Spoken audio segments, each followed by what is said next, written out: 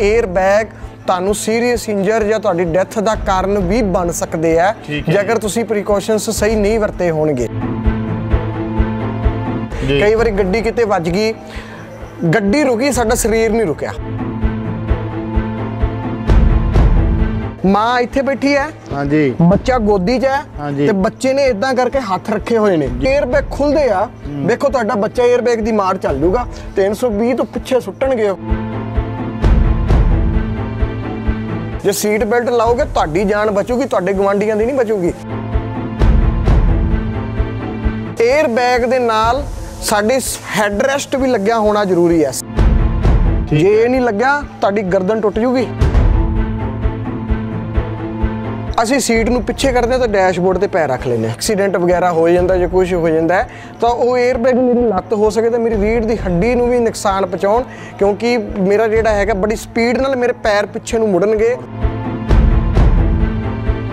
ਤੁਸੀਂ ਗਲਤ ਤਰੀਕੇ ਨਾਲ ਸੀਟ ਬੈਲਟ ਲਾਈ ਹੋਈ ਹੈ ਤਾਂ 에ਅਰ ਬੈਗ ਹੋ ਸਕਦਾ ਤੁਹਾਨੂੰ ਬੁਰੀ ਤਰੀਕੇ ਨਾਲ ਜਿਹੜੇ ਹੈਗੇ ਨੇ ਉਹ ਜ਼ਖਮੀ ਵੀ ਕਰ ਸਕਦਾ, ਜਾਨ ਵੀ ਲੈ ਸਕਦਾ।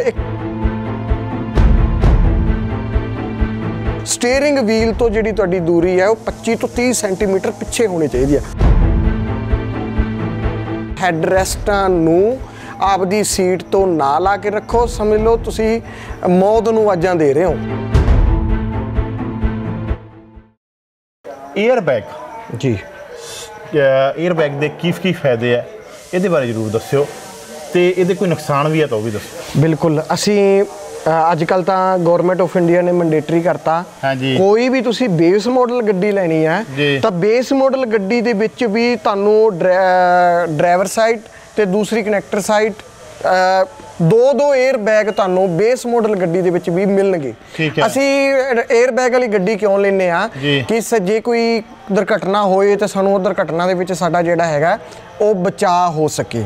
ਅਸੀਂ ਇਸ ਕਰਕੇ ਜਿਹੜਾ ਹੈਗਾ ਉਹ 에ਅਰ ਬੈਗ ਲੈਂਦੇ ਆ।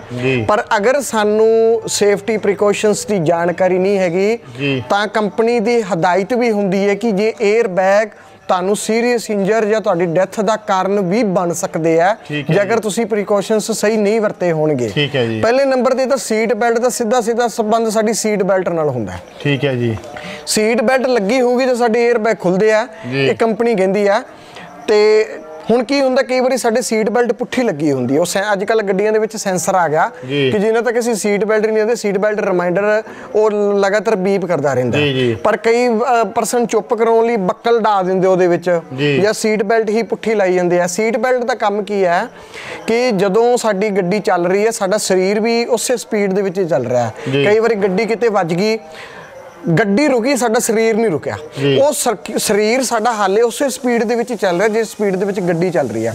ਕਈ ਵਾਰੀ ਅਸੀਂ ਦੇਖਿਆ ਸੀਟ ਬੈਲਟ ਨਹੀਂ ਲੱਗੀ ਸੀ, ਬੰਦਾ ਸ਼ੀਸ਼ੇ ਤੋਂ ਹੀ ਬਾਹਰ ਆ ਗਿਆ ਕਿਉਂਕਿ ਉਹ ਗੱਡੀ ਰੁਕੀ, ਉਹਦਾ ਸਰੀਰ ਨਹੀਂ ਰੁਕਿਆ। ਉਸ ਰੋਕਣ ਲਈ ਜਿਹੜਾ ਹੈਗਾ ਸੀਟ ਬੈਲਟ ਲੱਗੀ ਹੁੰਦੀ ਹੈ। ਇਸ ਕਰਕੇ ਸੀਟ ਬੈਲਟ ਲਾਓ, ਜੇ ਸੀਟ ਬੈਲਟ ਲਾਓਗੇ ਤੁਹਾਡੀ ਜਾਨ ਬਚੂਗੀ, ਤੁਹਾਡੇ ਗਵਾਂਢੀਆਂ ਦੀ ਨਹੀਂ ਬਚੂਗੀ। ਇਸ ਕਰਕੇ ਜਿਹੜੀ ਹੈਗੀ ਉਹ ਸੀਟ ਬੈਲਟ ਲਾਓ, ਤੁਹਾਡੇ ਬੱਚਿਆਂ ਲਈ ਵੀ ਜ਼ਰੂਰੀ ਹੈ, ਤੁਹਾਡੇ ਲਈ ਵੀ ਜਿਹੜੀ ਹੈਗੀ ਆ ਉਹ ਬਹੁਤ ਜ਼ਰੂਰੀ ਹੈ। ਜੋ ਕੰਪਨੀ ਨੇ ਹਦਾਇਤਾਂ ਹੈਗੀਆਂ ਉਹਨਾਂ ਨੂੰ ਪਾਲਣਾ ਕਰੋ, ਜੇ ਪਾਲਣਾ ਕਰੋਗੇ ਤਾਂ ਜਾਨ ਬਚੂਗੀ, ਨਹੀਂ ਤਾਂ ਨਹੀਂ ਬਚੂਗੀ। ਠੀਕ ਹੈ, ਕਿਉਂਕਿ ਹੁਣ 에ਅਰ ਬੈਗ ਦੀ ਖੁੱਲਣ ਦੀ ਸਪੀਡ ਬਹੁਤ ਹੈ ਜੀ, 315 ਤੋਂ 320 ਦੀ ਖੁੱਲਣ ਦੀ ਜਿਹੜੀ ਸਪੀਡ ਹੈ ਜਿਹੜੀ ਹੈਗੀ ਹੈ ਸਪੀਡ ਹੈਗੀ ਆ। ਹੁਣ 320 ਦੀ ਸਪੀਡ ਵੱਲ ਮੇਰੇ ਵੱਲ ਨੂੰ ਕੋਈ ਚੀਜ਼ ਆ ਰਹੀ ਹੈ ਜੀ, ਤੇ ਮੰਨ ਲਓ 80 ਦੀ ਕਾਰ ਚੱਲ ਰਹੀ ਹੈ, 80 ਵੱਲ ਮੈਂ ਉਹਦੇ ਵੱਲ ਜਾ ਰਿਹਾ, ਬਿਲਕੁਲ ਉਹ ਤਾਂ ਕਿੰਨੀ ਸਪੀਡ ਬਣ ਗਈ ਫਿਰ ਜੀ। ਫਿਰ ਜਿਹੜਾ ਹੈਗਾ ਮੈਂ ਸੀਰੀਅਸ ਇੰਜਰਡ ਜਾਂ ਜਿਹੜੀ ਹੈਗੀ ਗਰਦਨ ਦੇ ਜਿਹੜੇ ਹੈਗੇ ਨੇ ਮਣਕੇ, ਗਰਦਨ ਵੀ ਟੁੱਟ ਜਿਹੜੀ ਮੇਰੀ ਜਾ ਕੇ ਮੇਰੀ ਮੌਤ ਵੀ ਹੋ ਸਕਦੀ ਹੈ। ਇਸ ਕਰਕੇ ਤੁਹਾਡੇ ਸੀਟ ਬੈਲਟ ਦਾ ਲੱਗਿਆ ਹੋਣਾ ਬਿਲਕੁਲ ਜ਼ਰੂਰੀ ਹੈ। ਅਗਰ ਤੁਹਾਡੀ ਸੀਟ ਬੈਲਟ ਨਹੀਂ ਲੱਗੀ ਹੋਈ, ਤੁਸੀਂ ਗਲਤ ਤਰੀਕੇ ਨਾਲ ਸੀਟ ਬੈਲਟ ਲਾਈ ਹੋਈ ਹੈ ਤਾਂ 에ਅਰ ਬੈਗ ਹੋ ਸਕਦਾ ਤੁਹਾਨੂੰ ਬੁਰੀ ਤਰੀਕੇ ਨਾਲ ਜਿਹੜੇ ਹੈਗੇ ਨੇ ਉਹ ਜ਼ਖਮੀ ਵੀ ਕਰ ਸਕਦਾ, ਜਾਨ ਵੀ ਲੈ ਸਕਦਾ। ਇੱਕ ਸੀਟ ਬੈਲਟ ਜਿਹੜੇ ਸਟੀਅਰਿੰਗ ਵੀਲ ਤੋਂ ਜਿਹੜੀ ਤੁਹਾਡੀ ਦੂਰੀ ਹੈ ਉਹ 25 ਤੋਂ 30 ਸੈਂਟੀਮੀਟਰ ਪਿੱਛੇ ਹੋਣੀ ਚਾਹੀਦੀ ਹੈ। ਤੁਸੀਂ ਜ਼ਿਆਦਾ ਨਜ਼ਦੀਕ ਬੈਠੇ ਹੋਏ ਹੋ ਸਟੀਅਰਿੰਗ ਵੀਲ ਦੇ ਤਾਂ ਉਹ ਤੁਹਾਨੂੰ ਜਿਹੜਾ ਹੈਗਾ ਉਹ ਜ਼ਿਆਦਾ ਹੀ ਨਜ਼ਦੀਕ ਹੋ ਤਾਂ ਤੁਹਾਨੂੰ ਜ਼ਖਮੀ ਕਰ ਸਕਦਾ ਉਹ। ਇਸ ਕਰਕੇ 25 ਤੋਂ 30 ਸੈਂਟੀਮੀਟਰ ਦੂਰੀ ਹੋਣੀ ਚਾਹੀਦੀ ਹੈ। ਫਿਰ ਜਿਹੜਾ ਸਟੀਅਰਿੰਗ ਵੀਲ ਹੈ ਉਹ ਤੁਹਾਡਾ 9 ਤੋਂ 3 ਦੀ ਪੋਜੀਸ਼ਨ ਦੇ ਵਿੱਚ ਫੜਿਆ ਹੋਣਾ ਚਾਹੀਦਾ ਹੈ, ਕਿਉਂਕਿ ਜੋ air bag driver side seat steering wheel ਦੇ ਵਿੱਚ ਹੁੰਦਾ ਹੈ। 에ਅਰ ਬੈਗ ਖੁੱਲੇ ਤੁਹਾਨੂੰ ਇੱਧਰ ਕਵਰ ਕਰੇ। ਹੁਣ ਅਸੀਂ ਕਈ ਵਾਰੀ ਹੱਥ ਇਸ ਤਰ੍ਹਾਂ ਰੱਖ ਕੇ ਚਲਾਉਣੇ ਜਾਂ ਟੇਢਾ ਹੱਥ ਰੱਖ ਕੇ ਚਲਾਉਣਾ, 에ਅਰ ਬੈਗ ਖੁੱਲਦਾ ਤਾਂ ਸਾਡੇ ਜਿਹੜੇ ਹੱਥ ਨੇ ਉਹ ਸਾਡੇ ਸਿੱਧੇ ਗਰਦਨ ਦੇ ਇੱਥੇ ਮੂੰਹ ਦੇ ਵਿੱਚ ਵੱਜਦੇ ਆ, ਮੂੰਹ ਤੇ ਆ ਕੇ, ਤਾਂ ਉਹਦੇ ਨਾਲ ਸਾਡੀ ਨੱਕ ਦੀ ਹੱਡੀ ਇਹ ਵੀ ਜਿਹੜੀ ਹੈਗੀ ਟੁੱਟ ਸਕਦੀ ਹੈ। ਇਸ ਕਰਕੇ ਸਟੀਅਰਿੰਗ ਵੀਲ ਨੂੰ 9 ਦੀ 3 ਦੀ ਜਿਹੜੀ ਹੈਗੀ ਉਹ ਪੋਜੀਸ਼ਨ ਦੇ ਵਿੱਚ ਪ੍ਰੋਪਰ ਪਾਓ। ਹੁਣ ਡਰਾਈਵਰ ਸੀਟ ਤੋਂ ਦੂਸਰੀ ਸੀਟ ਦੇ ਵਿੱਚ ਕਈ ਵਾਰੀ ਕੀ ਹੁੰਦਾ ਹੈ, ਡਰਾਈਵਰ ਤਾਂ ਚਲਾਈ ਜਾਂਦਾ ਹੈ, ਅਸੀਂ ਸੀਟ ਨੂੰ ਪਿੱਛੇ ਕਰਦੇ ਹਾਂ ਤਾਂ ਡੈਸ਼ਬੋਰਡ ਤੇ ਪੈਰ ਰੱਖ ਲੈਂਦੇ 310 ਤੇ 15-20 ਦੀ ਸਪੀਡ ਇਹਦੀ ਖੁੱਲਣ ਦੀ ਹੈਗੀ ਹੈ, ਮੇਰੇ ਪੈਰ ਉੱਪਰ ਰੱਖੇ ਹੋਏ ਨੇ, ਅੱਗੇ ਕੋਈ ਐਕਸੀਡੈਂਟ ਵਗੈਰਾ ਹੋ ਜਾਂਦਾ ਜਾਂ ਕੁਝ ਹੋ ਜਾਂਦਾ ਤਾਂ ਉਹ 에ਅਰ ਬੈਗ ਮੇਰੀ ਲੱਤ ਹੋ ਸਕੇ ਤਾਂ ਮੇਰੀ ਰੀੜ੍ਹ ਦੀ ਹੱਡੀ ਨੂੰ ਵੀ ਨੁਕਸਾਨ ਪਹੁੰਚਾਉਣ, ਕਿਉਂਕਿ ਮੇਰਾ ਜਿਹੜਾ ਹੈਗਾ ਬੜੀ ਸਪੀਡ ਨਾਲ ਮੇਰੇ ਪੈਰ ਪਿੱਛੇ ਨੂੰ ਮੁੜਨਗੇ ਤੇ ਰੀੜ੍ਹ ਦੀ ਹੱਡੀ ਨਾਲ 19 ਕੇ ਵੀ ਜੇ ਸਾਡਾ ਫਰਕ ਪੈਂਦਾ ਤਾਂ ਸਾਡੀ ਜਿਹੜੀ ਇਹ ਥਲੜਾ ਧਾੜਾ ਹੈ ਉਹ ਕੰਮ ਕਰਨਾ ਬੰਦ ਕਰ ਦਿੰਦਾ ਹੈ।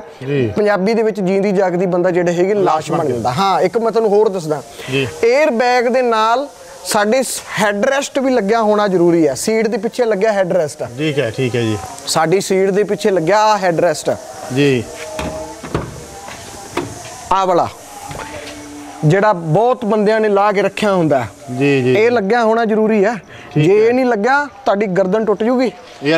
ਹਾਂ, ਉਹਦੀ ਵਜ੍ਹਾ ਕੀ ਹੈ ਕਿ ਜਦੋਂ 에ਅਰ ਬੈਗ ਸਾਨੂੰ ਪਿੱਛੇ ਨੂੰ ਬਹੁਤ ਜ਼ਿਆਦਾ ਝਟਕਾ ਦਿੰਦਾ ਜੀ, ਜਦੋਂ ਵੱਜਦਾ ਥੋੜਾ ਸਾਡੇ ਨਾਲ ਦੂਰੀ ਹੈਗੀ ਹੈ, ਠੀਕ ਹੈ, ਸਾਨੂੰ ਫਾਇਦਾ ਪਹੁੰਚਾ ਰਿਹਾ, ਪਰ ਜਦੋਂ ਇਹਨੇ ਝਟਕਾ ਦਿੱਤਾ ਪਿੱਛੇ ਨੂੰ, ਤੁਸੀਂ 에ਅਰ ਬੈਗ ਖੁੱਲਣ ਦੇ ਵਿੱਚ ਜਿਹੜੇ ਡੈਮੋ ਦੇਖੋ, ਡੰਮੀ ਦੇਖੋ, ਜਿਹੜੇ ਡੰਮੀ ਵਿੱਚ ਬਿਠਾਏ ਹੁੰਦੀ ਹੈ ਉਹਨਾਂ ਨੇ, 에ਅਰ ਬੈਗ ਖੁੱਲਦਾ ਬੜੇ ਝਟਕੇ ਨਾਲ ਪਿੱਛੇ ਜਾਂਦੇ ਆ।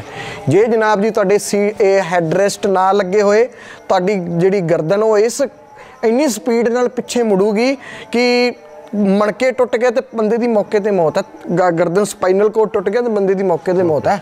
ਇਸ ਕਰਕੇ ਕਦੇ ਵੀ ਹੈਡ ਰੈਸਟਾਂ ਨੂੰ ਆਪਦੀ ਸੀਟ ਤੋਂ ਨਾ ਲਾ ਕੇ ਰੱਖੋ, ਸਮਝ ਲਓ ਤੁਸੀਂ ਮੌਤ ਨੂੰ ਆਵਾਜ਼ਾਂ ਦੇ ਰਹੇ ਹੋ। ਇਹ ਹੈਡ ਰੈਸਟ ਇਕੱਲੇ ਤੁਹਾਨੂੰ 에ਅਰ ਬੈਗ ਤੋਂ ਨਹੀਂ, ਪਿੱਛੇ ਵਾਲੀ ਟੱਕਰ ਤੋਂ ਵੀ ਬਚਾਉਂਦੇ ਆ। ਜੇ ਤੁਹਾਡੇ ਵਹੀਕਲ ਕਿਸੇ ਨੇ ਪਿੱਛੇ ਲਿਆ ਕੇ ਵਿੱਚੋਂ ਮਾਰਤਾ, ਪਿੱਛੋਂ ਤੁਹਾਡਾ ਸਰੀਰ ਅੱਗੇ ਨੂੰ ਨਹੀਂ ਜਾਊਗਾ, ਪਿੱਛੇ ਨੂੰ ਜਾਊਗਾ, ਕਿਉਂਕਿ ਫੋਰਸ ਪਿੱਛੇ ਦੀ ਲੱਗੀ ਹੋਈ ਹੈ।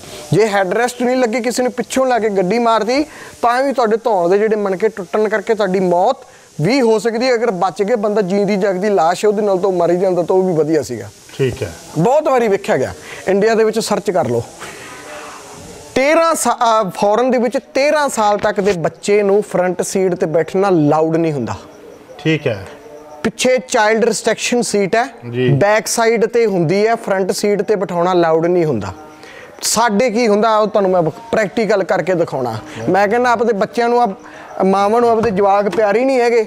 ਮੈਂ ਬੜਿਆਂ ਨੂੰ ਟੋਕਿਆ ਹੋਇਆ, ਮਾਂ ਇੱਥੇ ਬੈਠੀ ਹੈ, ਹਾਂਜੀ, ਬੱਚਾ ਗੋਦੀ 'ਚ ਹੈ ਤੇ ਬੱਚੇ ਨੇ ਇਦਾਂ ਕਰਕੇ ਹੱਥ ਰੱਖੇ ਹੋਏ ਨੇ।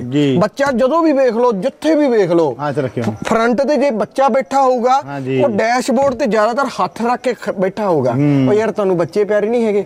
ਕੰਪਨੀ ਦੀ ਹਦਾਇਤ ਹੈ ਕਿ ਬੱਚਿਆਂ ਨੂੰ 에ਅਰ ਬੈਗ ਦੀ ਦੂਰ ਰੱਖੋ। ਅਸੀਂ ਤਾਂ ਦੂਰ ਤੇ ਕੀ, ਅਸੀਂ ਤਾਂ ਉੱਤੇ ਬਿਠਾਈ ਖੜੇ ਆ ਉਹਨਾਂ ਨੂੰ 에ਅਰ ਬੈਗ ਦੀ। ਜੇ 에ਅਰ ਬੈਗ ਖੁੱਲਦੇ ਆ, ਵੇਖੋ ਤੁਹਾਡਾ ਬੱਚਾ 에ਅਰ ਬੈਗ ਦੀ ਮਾਰ ਚੱਲ ਜੂਗਾ, 320 ਤੋਂ ਪਿੱਛੇ ਸੁੱਟਣਗੇ, ਤੁਹਾਡਾ ਬੱਚਾ ਸੀਰੀਅਸ ਰੂਪ ਦੇ ਵਿੱਚ ਜ਼ਖਮੀ ਹੋ ਸਕਦਾ ਹੈ। ਆਪਦੇ ਬੱਚੇ ਨੂੰ ਬੈਕ ਸੀਟ ਤੇ ਬਿਠਾਓ। ਤੁਸੀਂ ਗੋਦੀ 'ਚ ਵੀ ਬਿਠਾਉਣਾ ਹੈ ਤਾਂ ਗੋਦੀ ਦੇ ਵਿੱਚ ਵੀ ਤੁਹਾਡੇ 에ਅਰ ਬੈਗ ਜਦੋਂ ਖੁੱਲੇਗਾ, ਤੁਹਾਡੇ ਨਾਲੋਂ ਤੁਹਾਡਾ ਬੱਚਾ 에ਅਰ ਬੈਗ ਦੀ ਪਕੜ ਦੇ ਵਿੱਚ ਜਲਦੀ ਆਊਗਾ। ਬੱਚਾ ਜ਼ਖਮੀ ਹੋ ਸਕਦਾ, ਗੰਭੀਰ ਰੂਪ ਦੇ ਵਿੱਚ ਜ਼ਖਮੀ ਹੋ ਸਕਦਾ। ਇਸ ਕਰਕੇ ਖਾਸ ਕਰਕੇ ਫਰੰਟ ਤੇ ਉਹਨੂੰ ਇਸ ਤਰ੍ਹਾਂ ਹੱਥ ਰੱਖ ਕੇ ਜਾਂ ਗੋਦੀ ਦੇ ਵਿੱਚ ਨਾ ਬਿਠਾਓ। ਹੁਣ ਆਉਣ ਵਾਲੀਆਂ ਗੱਡੀਆਂ ਦੇ ਵਿੱਚ, ਆਉਣ ਵਾਲੇ ਸਮੇਂ ਦੇ ਵਿੱਚ ਭਾਰਤ ਦੇ ਵਿੱਚ ਵੀ ਇਹ ਰੂਲ ਜਿਹੜਾ ਹੈਗਾ ਉਹ ਲਾਗੂ ਹੋਊਗਾ ਕਿ ਚਾਈਲਡ ਜਿਹੜਾ ਰਿਸਟ੍ਰਿਕਸ਼ਨ ਸੀਟ ਹੈ ਉਹ ਬੈਕ ਸਾਈਡ ਤੇ ਜਿਹੜਾ ਹੈਗਾ ਬੱਚਾ ਬਿਠਾਇਆ ਜੇ, ਤਾਂ ਜੋ ਜਿਹੜਾ ਹੈਗਾ ਉਹ ਚਲਾਨ ਵੀ ਹੋਊਗਾ ਆਉਣ ਵਾਲੇ ਸਮੇਂ ਦੇ ਵਿੱਚ। ਇੱਕ ਪ੍ਰੈਗਨੈਂਟ ਵੂਮੈਨਸ ਨੂੰ ਵੀ 에ਅਰ ਬੈਗ ਵਾਲੀ ਸੀਟ ਤੋਂ ਹਦਾਇਤ ਦਿੱਤੀ ਜਾਂਦੀ ਕਿ ਕੋਈ ਪ੍ਰੈਗਨੈਂਟ ਵੂਮੈਨ ਹੈ, ਹਾਂਜੀ, ਉਹ 에ਅਰ ਬੈਗ ਤੇ ਜ਼ਿਆਦਾ ਫਰੰਟ ਨਜ਼ਦੀਕ ਜਿਹੜੀ ਹੈਗੀ ਉਹ ਨਾ ਬੈਠੇ, ਕਿਉਂਕਿ ਉਹਦੇ ਲਈ ਵੀ ਉਹ ਖਤਰਾ ਜਿਹੜਾ ਹੈਗਾ ਉਹ 에ਅਰ ਬੈਗ ਬਣ ਸਕਦੇ ਆ। 에ਅਰ ਬੈਗ ਬਣਿਆ ਤਾਂ ਸਾਡੀ ਜਾਨ ਬਚਾਉਣ ਖਤਰਾ ਹੈ, ਪਰ ਜੇ ਸਾਨੂੰ ਇਹ ਜਿਹੜੀ ਮੈਂ ਪ੍ਰੀਕਾਸ਼ਨਸ ਤੁਹਾਨੂੰ ਦੱਸੇ ਨੇ, ਅਗਰ ਇਹ ਪ੍ਰੀਕਾਸ਼ਨਸ ਨਹੀਂ ਅਸੀਂ ਵਰਤੇ ਹੋਏ ਤਾਂ ਇਹ ਸਾਨੂੰ ਗੰਭੀਰ ਰੂਪ ਦੇ ਵਿੱਚ ਜਿਹੜਾ ਹੈਗਾ ਉਹ ਜ਼ਖਮੀ ਵੀ ਕਰ ਸਕਦਾ ਹੈ। ਜੀ, ਬਹੁਤ ਬਹੁਤ ਧੰਨਵਾਦ।